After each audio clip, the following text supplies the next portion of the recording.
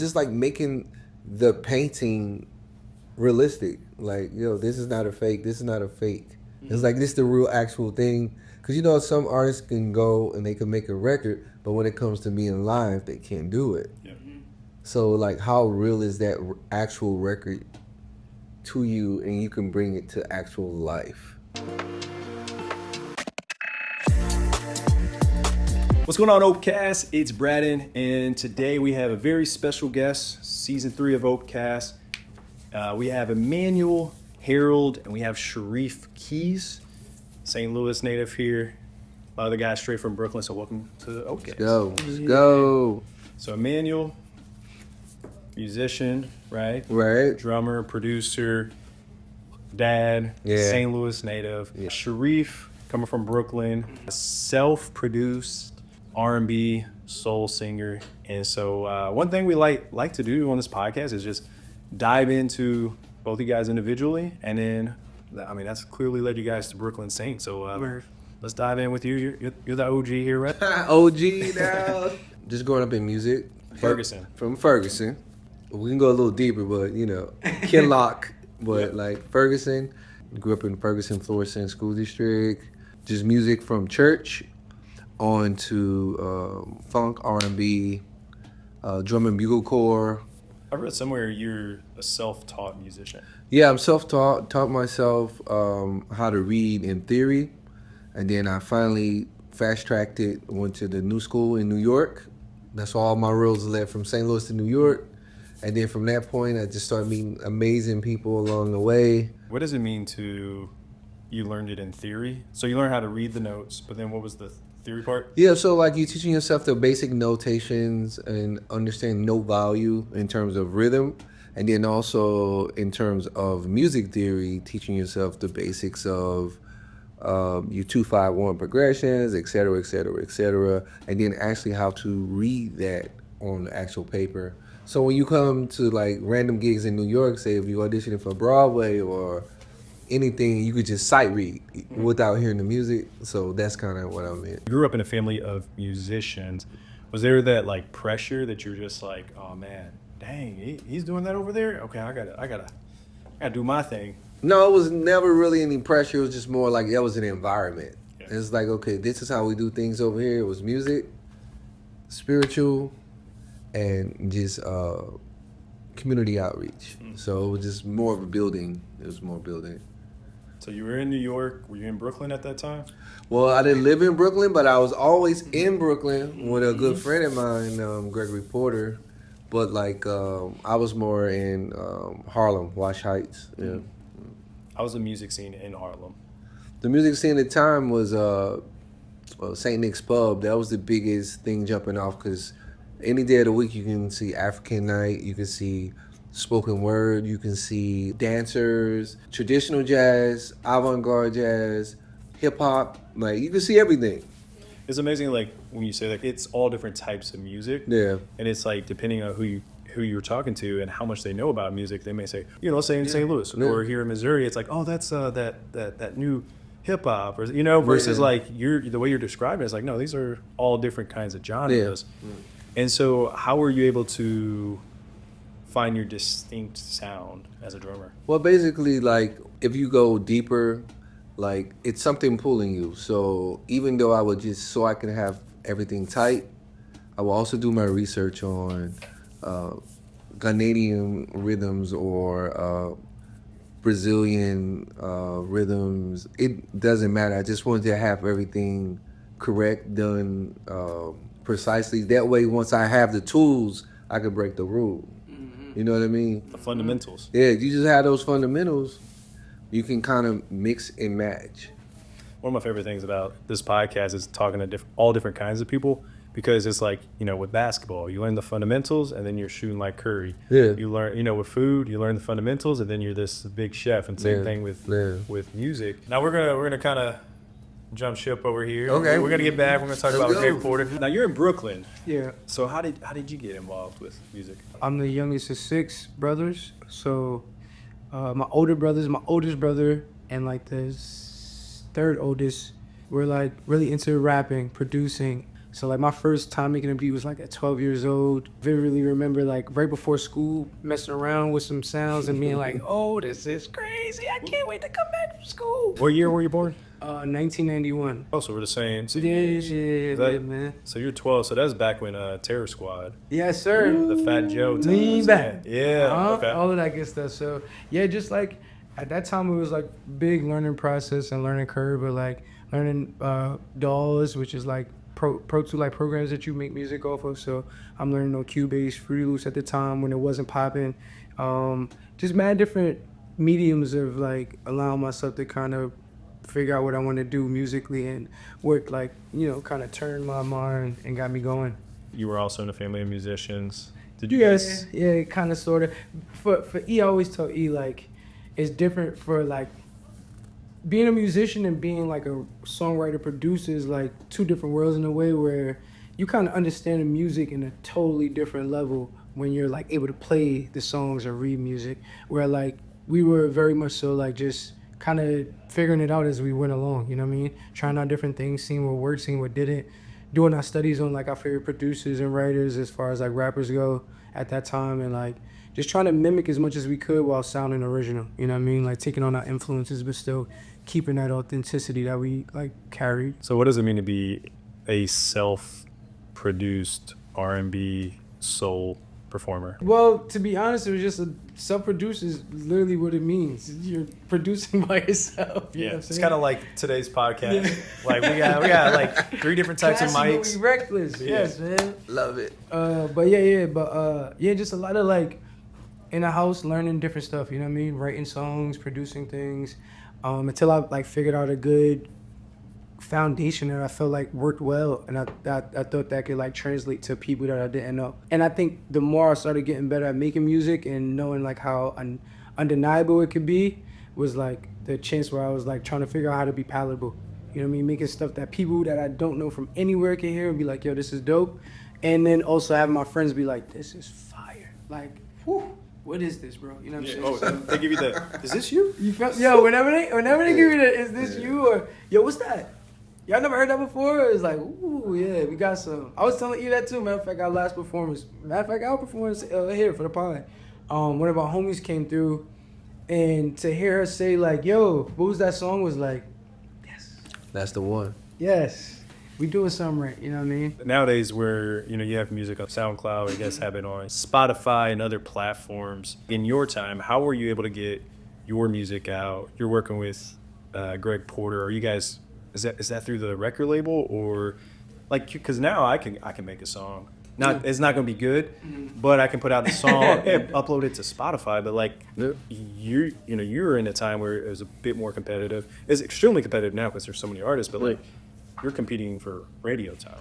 Yeah, that's more traditional. Like record labels, they print to actual records on vinyl, and that's more like a traditional route. Like I'll say the newer route is more like you can record a song on your phone. Yeah. You can drop your vocals. Yeah. You can kind of do a rough mix, and you can, like you saying, you can release it. That's like today's time. Not to say it's something wrong with it, but it's just like the traditional route is more meticulous, because you got to have the engineer. You got to have the people in there that's plugging in patch cables. So it's a whole ordeal. Yeah. You know what I mean? It's not just like, I like to work like how Reef work. I like to work like that. I like to go in my studio and just work without having to, either wait or need somebody to push a fader or something like that. Which is all fine, but I would prefer to get it to a place to where, okay, now I'm done with it, and then they could just take it to where it needs to go. Someone to make it more crisp. Yeah, just dial it in. What are your thoughts about how it was and then now how it is? I love the accessibility and ease that we have now to be able to create at any time. Mm-hmm. That's so dope. Like waking up at 9 a.m., voice feeling groggy. I'm like, yeah, let's sing. Yeah. That's dope. Or like, you know what I mean? The kids and the lady away, I could go mess around with some stuff for hours. That's dope. But from E's standpoint, I love the like when you got the budget. Yeah. That's when it's dope. When you could like be in a studio that's like high class, they working off of all analog, and you just like an analog and digital, two different things. Analog is like if you're doing delay, which is like an echo, there's a box for that. Like you can say yo, yo, yo, like tap out your delay. Yeah. As opposed to digitally, like you could put your vocal in a DAW and then just put a delay, send, and then yo, I want it to be like an eighth note of a delay, and it'd be like yo, yo, yo, yo, yo. You know what I'm saying? Mm-hmm. So like the analog always gives it that like just hands-on feel. It feels so much more like you're applying every single effort to every single thing you want to do. Whereas like digital kind of, again, just super accessible, super easy, super user-friendly. But yeah, budget, man. We need a budget. Budget, let's go. That's what this episode should be named. Budget. Need a budget. We need a budget. What's the budget? Shareef, let's talk about some of the people you've collaborated with and how some of those came about. Yeah, for sure. Things that are out right now that you can hear. I've done a record with Bun B and Mickey Fax that I like produced. That was during the pandemic. Really good friends with my guy Mickey Fax. He actually is probably gonna be on this Brooklyn Scene project. But yeah, just like working with different people, man. It's just all about building bridges. Is what I learned in this industry, and every industry for that matter. Like, it has to be like I know we was talking about way less on a transaction and way more on like a personal level. People want to get checked in on. People want to be like, say what's up to, how you feeling, how your kids, how you feeling physically, mentally, spiritually. So I've been able to do a lot of those things and create a lot of good situations for myself. Like even getting a feature with Ghostface for my first album, my debut album, was through a friend. My friend seen what I was doing, was really into it. And just naturally from me just being who I am, it was like, yo, like a million people asked for Ghostface on the record from my homie. And he was like, yo, you want this? I'm like, absolutely. Like, and unbeknownst to me and never like prior to get that, like those things just happen. So yeah, a bunch of different features, got a few placements. We actually got a song in this Netflix show. It's a K-pop show. I forgot the name of it off the top of my head, but it should be out by the time this episode comes out. Yeah, different stuff on like VH1. I kind of started tapping into like doing TV show stuff and placement stuff. A lot of artists don't even tap into it, knowing Yes, the sir. opportunity. Yes, I sir. had a few people here in St. Louis tell me about it. It's like a plethora of options to, for one, be able to like kind of choose where you want to be in that world. You could create just music beds for stuff, which is like just creating instrumentals. You could be a crazy songwriter that like releases records for shows and so on. And yeah, it's just like we all chasing one thing we feel like can only be had, which is being the superstar guy, but in person. But there's so many different like angles in the industry that's like super profitable. You don't got to kill yourself. You could be at home making a bunch of records, getting stuff placed, and be sitting up pretty. I know a ton of people that's doing that. So yeah, man, it's a lot. It's a lot to be had. You just got to know what to look for. How about yourself? Like you were working with Greg Porter and others. How did those collaborations come Well, about? Greg Porter was more like a natural one. Just like we're saying, not transactional. It's more of we built over the past 20 years. So it's more of it was a friendship that turned into a band that turns to now a superstar. And I'm just there like supporting. I'm like, yo, okay, cool. You sing something amazing. I'm gonna accompany you with some amazing, energy as well. So it's just like it was a relationship. So even with like just working with other people, it was the same thing. It was like they were somewhere musically, and say for instance my drumming matched where they were, and it was just a good relationship. You guys won a Grammy together, correct? Yeah, it was Best Vocal Jazz 2013. Yeah, What was that like? it was surreal because I was out touring with another band, Hypnotic Brass Ensemble, but those are the brothers and from Southside Chicago. Their father, Phil Coran, he had the Pharaohs, or he was with a band called the Pharaohs that later on somehow became Earth, Wind, and Fire. So I was with those kind of guys. Time out. Did y'all just hear that? Yeah. He talks like this all the time. Go ahead, keep going. Come on, man. No, but these are the bros, man. We played for like 4 or 5 years together. We did a record together. But with them, they used to be in these amazing spaces because they were all brass. So you had sousaphone, which is a tuba, then you had a couple trombones and 4 trumpets and a baritone. But the sound, it was a sheet of sound like brass, but like it was hip hop. So Mos Def used to come. and rock with them, or they'll rock with him. I would do stuff with Damon Albarn, which tends they be going with the Gorillas, and that's how I met De La Soul. So I'm just in the moment. I'm there for the moment, and it's more of me. I'm willing to vibrate on that frequency, regardless of me getting it back, because I'm just like, yo, I just want to play music, and I want to paint on a high level. You know what I mean? Yeah. So and I figured out, like, just by doing that, it'll lead me to, they'll call, hey man, we're nominated. It's like, well, what are you talking about? And that was Gregory. I'm like, dude, okay, we nominated. Okay, amazing, yay! Yeah. But I'm still on my hustle because, like, it didn't affect me at the time. Yeah. And then once it became, Gregory Porter for Grammy and blah blah blah. I'm like, hey, we won a Grammy. I'm like, oh, we did. Oh, okay. Hey, I got a show tonight. I'll talk to you later. Like, bro, I gotta catch this flight. But then it's more of, okay, now I need you here. I need you. You need to be a mainstay. You're the foundation. You have to make sure this shit is on the high level. Yeah. Because, like, I love everybody, but, like, when the music is not where it's supposed to be, then that's when you see me like, man, y'all need to practice or we need to rehearse. Right. You know, so as long as the music will be on a high level, everybody's gonna feel good that's there, and then the reason why we're there, it's going to show. You know, so just even go back to the question. It's like what I found out when it was a Grammy situation. It's like, for me, I've never was in it for a Grammy. So I kind of was just like, yo, that's amazing. It's almost like when you graduate college, you're like, man, I finally made it. Thank you. And then the next day, you're like, yo, I got to get a job. You know what I'm saying? What's next? Yeah. Yeah, what's next, basically.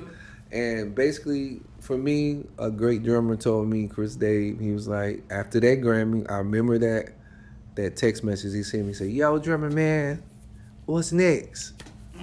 Chris Daddy Dave. And I'm just like, ever since that day, I just been like, okay, that's not the pinnacle.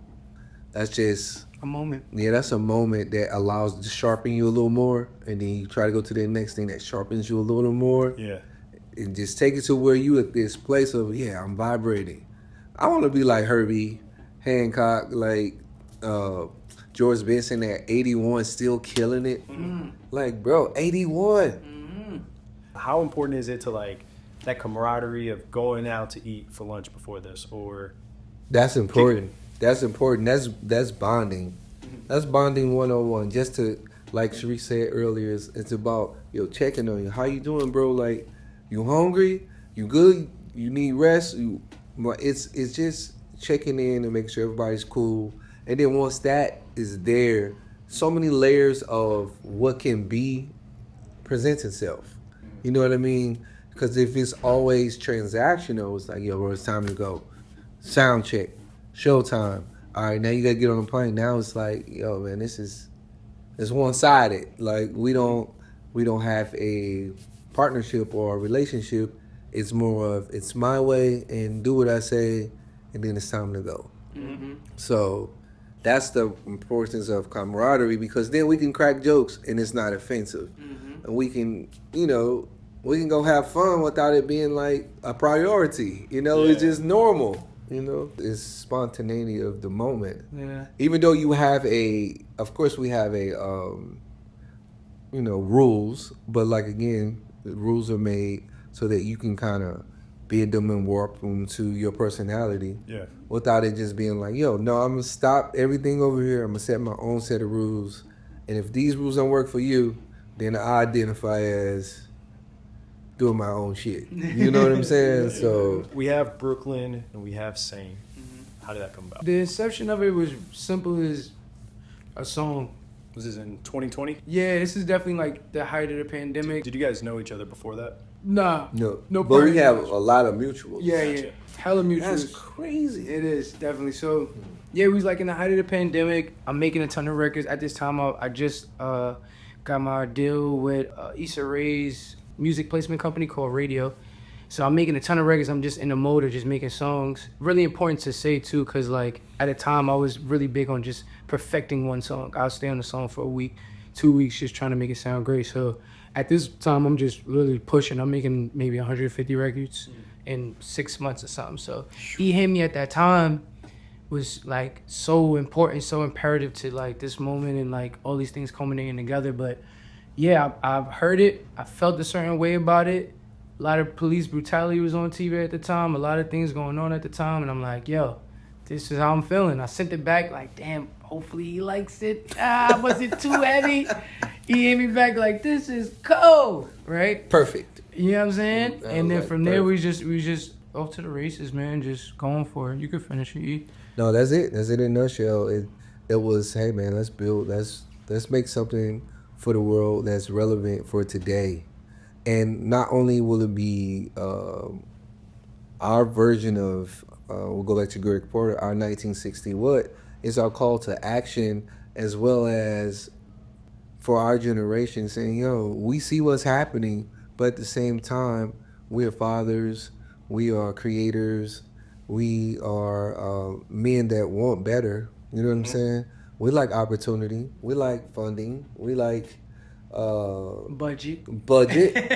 We like to love and to be loved in return. But like with all of that said, it's just like we want better for the next generation. You know, we see it's possible. So let's sit down at the table and make it happen. That was about 4 years ago you guys started. Yep. You guys have an album or an EP that's coming out soon. Yeah. So how many songs can people expect coming up? We still putting together the plan, but I would say roughly like easily a good solid 10 records. But yeah, like I said, we kind of still putting the plan together as far as like how we want to release. We're big on making sure the art is the most important thing that people are taking in. So if that's not right, then we ain't doing nothing. And that's why I think the way we've been building this brand and this band, and like both of us having our own respective like spaces of what we have to do, and we're busy, we making moves and still being able to come back and like collectively do this, it's all about just that fingerprint, man. When we put it down, we want to make sure people remember us, stand by it, stick with it, be a part of the community. So it's a lot of that. But yeah, as far as song list, I'll say at least 10 for sure, like for the project. And then we might give y'all like a little EP, a little appetizer before the you know what I'm saying? A little appetizer. Yeah, see if you like the food. You like the food, come on back. We're going to have a nice hot meal ready for you. You know what I'm saying? And so by the time this episode comes out, you guys would have performed at Festival of Nations. Yes, sir. Is that your guys' first time performing together in front of an audience? No, but that'll be like the fourth time on a big stage like that. I feel like once I hear a sound, I'm locked in. I feel like the records we make, I listen to them maybe like 50 times a day. So if he sent me something a month ago, I've listened to it like whatever that multiplication is. And I'm like, okay, cool. I was like, I'm performing in my head like, okay, how do I make this work live? Yeah. How do you keep the crowd moving, energized? Yeah. Well, not even the crowd, but just like making the painting realistic. Like, yo, this is not a fake. This is not a fake. It's like, this is the real actual thing. Because, you know, some artists can go and they can make a record, but when it comes to being live, they can't do it. Yeah. So, like, how real is that actual record to you, and you can bring it to actual life? Yeah. One time I saw Stevie Wonder perform at Red Rocks. Oh, yeah. I think it was the first time he ever performed there. And 30 minutes in, he's like, hey, y'all, I gotta pause the show. I need to warm up my vocals. See? It's like this Really? elevation. And it made, like, everyone just respected it so much more because it wasn't like... It's Stevie, man. Come on. You know where his foundation is. So you got it. If he's saying, I was like, Yeah, he's of like, course, yeah, I'm take your too time. high up. Yeah. Like, shit, let me He wasn't lip syncing. Yeah, no. And then he brought out Usher casually too. To like see, he's like I have a friend, and he's like, I don't think they turned off Stevie's mic, so you could hear him feeding Usher some of the lyrics and stuff. But anyway, it was super cool because then after that, vocals were Yeah, sweet. On Yeah, point. man.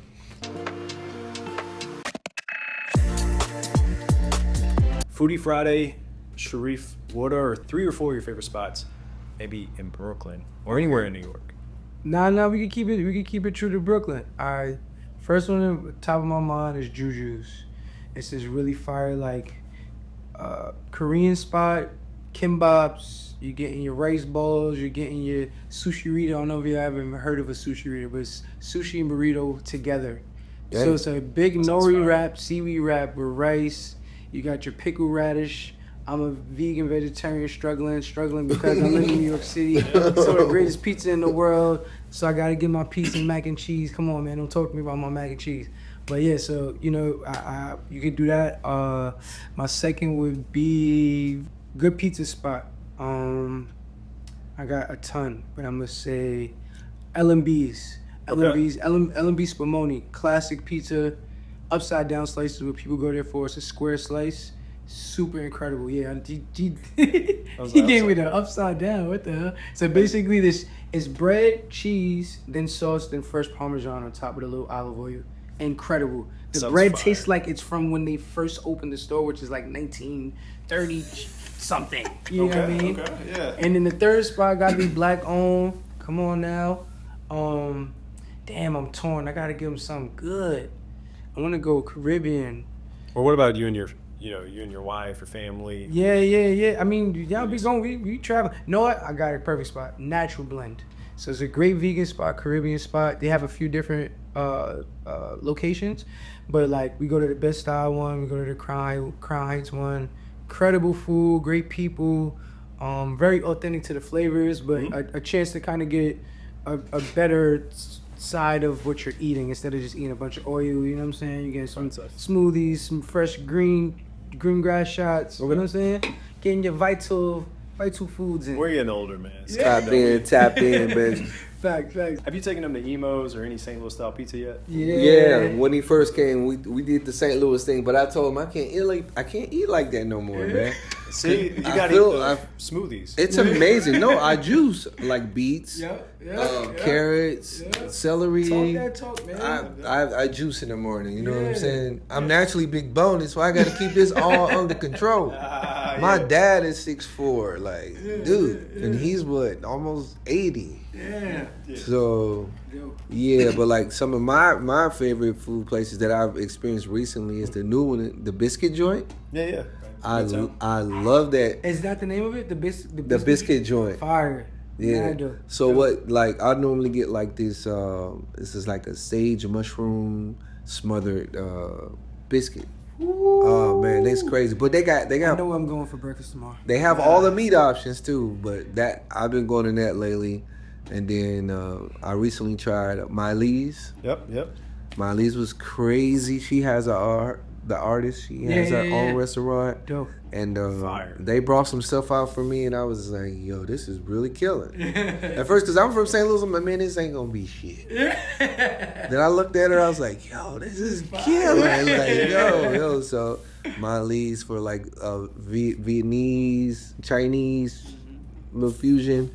And then my last one for St. Louis would be it's amazing fusion place. It's like a bar, and they bringing out like Asian fusion food. It's called Stews. Oh, Stews, yeah. Over in You know Seymour. about Stews, man? Yeah. They make the most incredible drinks, and then they bring out all this Asian infused. So they got vegetarian options too. Dope, yeah. But then it's just like it's this real high quality like foodie type, you know, bar food. But it's like It's Yeah, good, and the yeah. kitchen is small. yeah, Kitchen is small, yeah, like yeah. probably from this wall to that wall, like Yeah, that small. They be back there going. Yeah, and that's why though, cause it's so so you gotta be right. You know all about every little square inch, whatever Yeah, it yeah. is. Let's say you both can invite one person to join you guys for dinner. Dinner, then the show, you know? Okay. Or this could be the way of you convincing that person to Ooh, I like now we talking synopsis. I like it's film, man. Movies next, man. You guys don't eat? I do, but it's controversial. Who is that? Kevin Hart. Oh, that's dope. controversial. Yeah. You said controversial. Yeah, it's because you know all the stuff with the Cat Williams and Oh, yeah, yeah. it's Yeah, like, man. but We're not in the middle of it, so that's true. But I really respect. I Kev. really respect. Kevin would be Kevin- dope. Kevin As an Hart. addition to our band, Yeah, imagine we could come out and do a comedy set. I just talk to him and like we eat dinner and then he go out do his set and we just come out and Oh plays. my goodness. Okay. Kevin Hart. Damn, I'm not gonna beat that, Here- but here's how it works. Your brother, no, well, you know Guy Tori, right? Yeah, he has connections to Kevin Hart. Uh-huh. So then you yeah. just this person to that person to bam, and then It's yeah. dope. Boom. It's I dope. like how you think, man. I like that too. Yeah. he was just in town 2 weeks ago. Kevin Hart sold out 2 shows. And I don't know how he's so like high energy, the jokes. He works out, bro. Yeah, he cares about it, And bro. he's great. Kills it. He does great. For It's a lot of what he talking about, just the way you eat, the way you think, who you around. I think that keeps your level up. For sure. Because I've been watching, like, you know, how what they allow us to see of, you know, the person. podcast. I'm like, man, this dude is, he focused. Yeah. He ain't worried about who's better than him or who came before Yeah. him. He's just like, yo, I'm going to find my lane. And this And I'm going to respect my guy. Because even when they gave him the Mark Twain honor, everybody was there. Even Jerry Seinfeld. Yeah. So it's just like, yo, like, he's connected to his industry. Yeah. It's like us showing up and then Sego, my brother Keon, Robert Glass. Like, all these guys show up and like, yo, I respect the hustle. So I would like to pick his brain, like how you keep staying true on every level you go on. Yeah, man. I love that. Person I would bring would be Janelle Monáe. Oh, yeah. I've been following since Many Moons, which is like her first album, first suite. She was doing suites at the time, Arcandroid, all the way up to Electric Lady, so on and so forth. But just her sheer ability to just like, bro, be fully herself, come out at a time when you couldn't be original. Like now it's cool to be weird. It's cool to dress a certain way and try to stand out. Like to the point where now dressing down is the odd thing to do. You know what I'm saying? Where for her it's like, she just was super unadulterated with just like, bro, I'm doing whatever I want. I'm on it. I'm in it. I do funk. I do jazz. I do opera. I do soul, like R&B, all of it. So, yeah, she's really amazing to me. And I just feel like same thing like Emanuel was saying about Kevin Hart, like the ability to keep leveling up and staying true to what you do and who you are, why people fell in love with you is like super difficult. Like we see it all the time. People fall off all the time. So. Yeah, man, she's awesome, and she would be amazing to get on stage. That'd be crazy. If both of you guys could leave guests with words of wisdom, whether the person is going through a tough time, they aspire to do what you're doing, what would they be? Words of wisdom, keep going. I've been at the ledge a ton of times in my career. Just being like, damn, it's over. I'm not working on no music, or like I had my first baby, and I was just like, I don't care about nothing but making sure this kid is good. Whatever I gotta do, you know what I'm saying?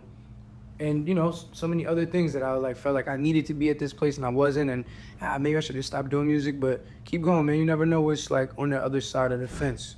But if you stop, it's like you have no idea where you could have went. You know what I'm saying? Put no age on your limit.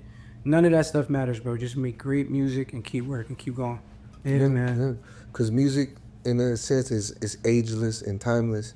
So it was this guy, C6 Steve, that was famous over in the UK, and he got his fame when he was like in his 60s. No way. And now he tours Glastonbury. He tours the world with his music, and that's an example to show you that age doesn't matter. And they also give you an example of perseverance, and you just hone in, lock into what you're doing. Even if you have to do a side little thing, it's okay. I mean, you're your biggest critic, and you're the only person judging you. You know, so at the end of the day, just look forward. And ain't nothing behind you. You've already passed it up.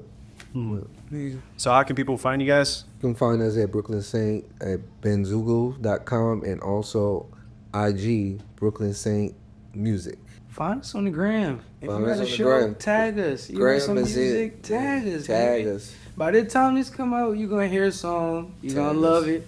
You're going to be like, damn, what was that thing again? Brooklyn Saint Music. Tag Spelled us. normal. Come on in. Welcome to the family now. I appreciate you guys' time. Yeah, man. Thank Appreciate you. bro. Thank you for having us.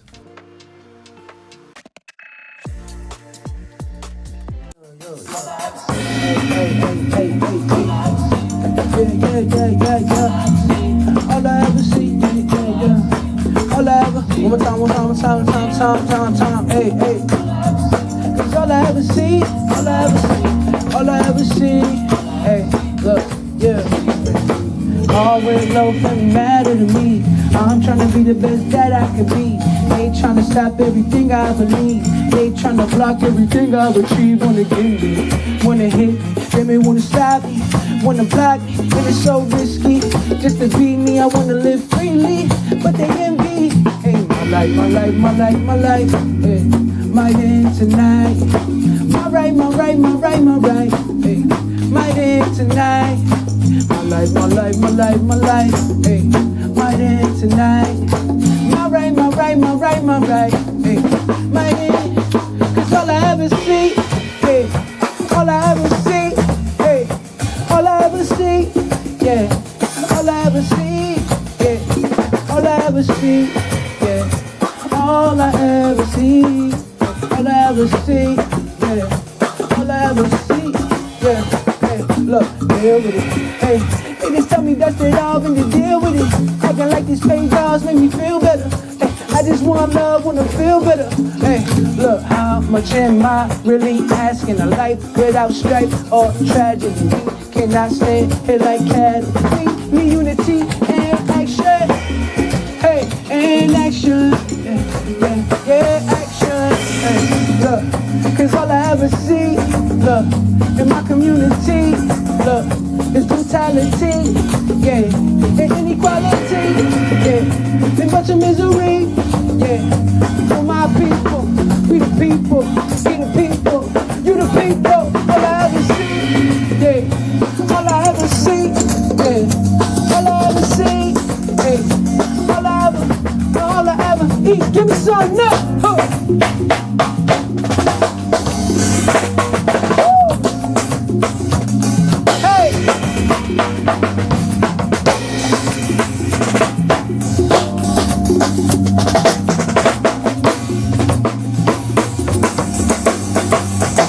That's that Brooklyn Saint, nah, nah, nah. Hey, that's that Brooklyn Saint, nah, nah, nah. Yeah, hey, that's that Brooklyn Saint, Brooklyn Saint. Hey, look at my life, my baby's life, her life. Look, my life, we laugh, all I ever see. Hey, all I ever see, yeah, all I ever see, yeah, all I ever see, hey, all I ever see, hey, all I ever see, yeah, all I ever see, hey, is all I ever see, all I ever see, yeah, yeah, yeah, yeah, yeah, yeah, yeah, hey, hey, yeah, yeah, yeah, yeah, yeah, yeah, yeah, yeah, yeah, yeah, my life, your life, I like, we the people.